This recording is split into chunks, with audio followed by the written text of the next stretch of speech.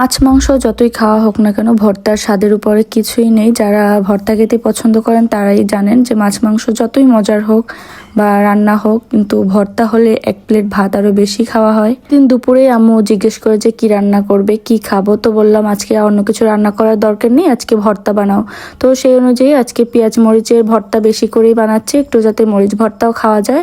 আর আলুর ভর্তা আর ডিম ভর্তা। ডিম ভর্তা আমার ভীষণ পছন্দ। দিকে আম্মু সবকিছু রেডি করে দিয়েছে। আর আমার ছোট বোন ভর্তা মাখাচ্ছিল। ওর হাতের ভর্তা খুবই মজা। ও যে কোনো আচার হোক বা যে কোনো মাখা হোক, টক জাতীয় জিনিস বা ভর্তা যে অনেক সুন্দর করে মাখাতে পারে। এই যে এদিকে কথা বলতে বলতে আলু ভর্তা মাখানো শেষ। আর আমার কেমন জানি দুপুরবেলা আলুর ভর্তাটা খেতে তেমন একটা ভালো লাগে না। আমরা যেহেতু বাসায় সবাই ভর্তা খেতে পছন্দ করি, তাই বাসায় প্রায় ভর্তা বানানো হয় অনেক ধরনের। তো অনেক ধরনের ভর্তা যখন বানানো হয় তখন আলুর ভর্তাটা বানায় না, কারণ সব ভর্তার মধ্যে আলুর ভর্তাটা তখন আর কেউ খায় না। কিন্তু যদি কম আইটেমের ভর্তা বানানো হয় তখন আলুর ভর্তাটা বানায়। তো এরপর আলুর ভর্তা বানানো শেষে ডিমের ভর্তাটাও মাখিয়ে নিচ্ছে।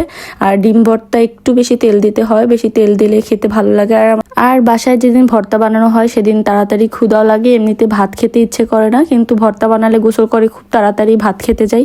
তো যাই হোক, কথা বলতে বলতে আমাদের 2 ধরনের ভর্তা বানানো শেষ। হোক, আজকের মতো টাটা, দেখা হবে নেক্সট কোনো ভিডিওতে।